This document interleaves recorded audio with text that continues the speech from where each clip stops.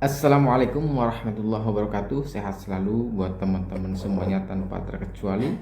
Baik teman-teman, ada sebuah fakta fenomena di mana di Cirebon ada beberapa rumah makan masakan Padang yang memang di sweeping, ya, dicabut label daripada masakan Padangnya, kemudian tidak boleh melanjutkan jual masakan Padangnya dan lain sebagainya.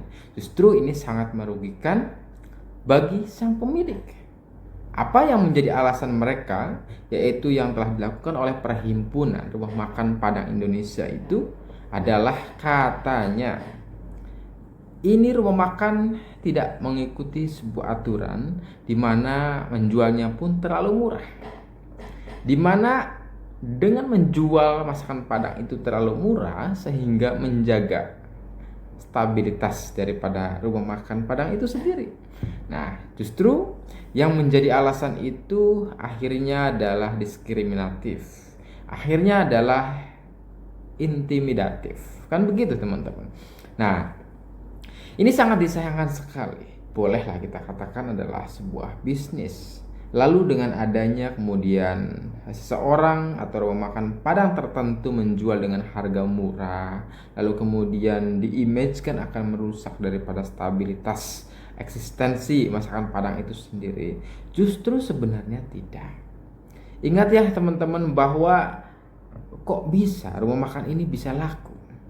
Justru sebabnya kita memandangnya, kenapa saya suka si A, masakan A itu, misalkan Padang itu, karena memang bumbunya enak. Dan bahkan tidak semua masakan Padang sama. Berbeda-beda, ada yang keasinan, ada yang kemanisan, dan sebagainya. Justru bagi mereka, di antara mereka yang masakannya bumbunya enak dan sebagainya, itu yang bakal rame.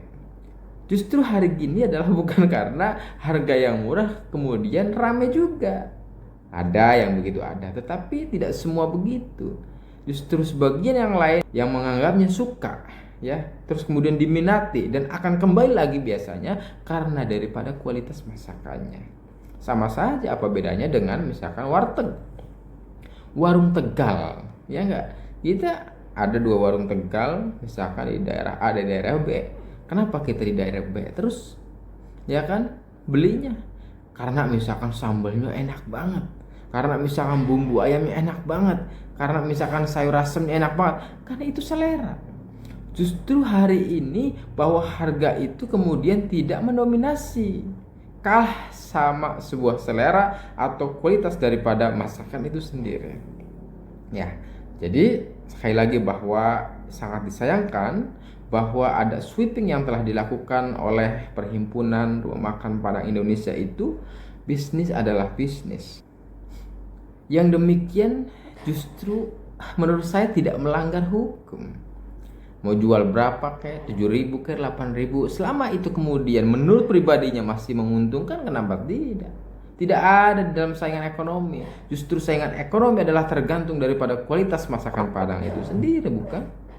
Nah, tidak masalah harga itu. Nah, yang menjadi permasalahan adalah kenapa mereka yang sweeping itu tidak terima dengan harga yang telah diberikan itu sangat murah, 10.000. Kita tahu bahwa banyak Padang 10.000, 11, 12.000. Banyak yang jualan seperti itu, ya enggak? Tapi justru di sweeping. Justru saya melihatnya bukan mereka yang dagang yang menjual 10.000 itu melanggar hukum, bukan. Tetapi justru yang sweeping itulah yang melanggar hukum. Karena kita tahu bahwa pasal 59 Undang-Undang nomor 16 2017, bahwa di dalamnya terdapat sebuah aturan ormas, dilarang mengganggu ketertiban umum. Ya, pertama, kalau memang ada proses sweeping, ya kan, ada prosesi intimidasi, tidak boleh jualan kembali, tidak boleh buka kembali rumah makan Padang ini, maka ini jelas melanggar Undang-Undang pasal 59. Justru di dalamnya juga mengandung makna ormas juga dilarang menjalankan kewajibannya, seperti atau seolah-olah sebagai penegak hukum. Nah, kalau memang adanya sebuah sweeping, berarti seolah-olah menjadi penegak hukum. kalau memang adanya larangan untuk tidak membolehkan bahwa ia dagang lagi, maka ini seolah-olah menjadi penegak hukum. Ini yang justru melanggar sebuah aturan. Ini yang justru melanggar undang-undang. Nah, ini harus ditegakkan. Sekali lagi bahwa bisnis itu adalah kembali kepada kita masing-masing. Saya juga satu sisi YouTuber, satu sisi juga pembisnis. Tapi sekali lagi bahwa bisnis itu punya kualitas dan kapasitas. Kualitasnya sudah dipenuhkan, bumbunya sudah dihebatkan, dienakan rasanya dan sebagainya. Kapasitasnya apa? Marketingnya kita bisa. Apa dengan cara apa? Pak, rumah makan Padang, masakan Padang 10 ribuan. Ya kan? Dari sisi marketing, kapasitas marketingnya. Misalkan beli 3 gratis 1 dalam baju di mallnya itu kan diskon. Misalkan 30%. Walaupun memang harganya di up 30% dulu baru didiskonkan, sehingga sebenarnya harganya sama. Itu fine-fine aja karena itu adalah bagian daripada marketing. Justru itu adalah bagian daripada kapasitas. Sekali lagi bahwa hal yang demikian itu sangat disayangkan terjadinya sebuah sweeping, bahkan itu intimidasi, larangan, bahkan ancaman. Ini jelas melanggar hukum bagi sang pemilik rumah makan masakan Padang dari siapapun. Dari siapapun asalnya, bukan berasal dari Minang belaka saja atau dari Padang saja, tetapi setiap manusia itu bisa. Warga negara Indonesia itu bisa membuka masakan Padang, bisa. Apakah rumah makan Pasang itu adalah menurut legalitasnya sudah ada bahwa orang lain selain Minang itu tidak boleh berjualan? Tidak ada juga. Justru ini yang melanggar. Kenapa tidak ada dalam sebuah aturan nama rumah makan masakan Padang itu kemudian dilarang, bahkan sweeping?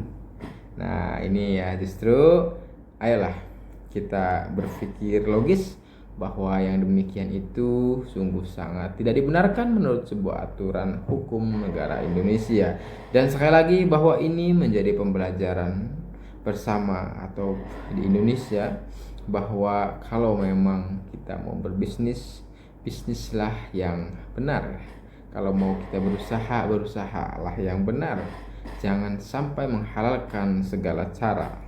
Sesuatu yang salah dilaluinya. Ini jelas haram, jelas salah. Justru kita harus menggapai sebuah usaha, sesuatu itu harus berdasarkan pada sesuatu yang positif kalau memang ingin maju dan hidupnya berkah.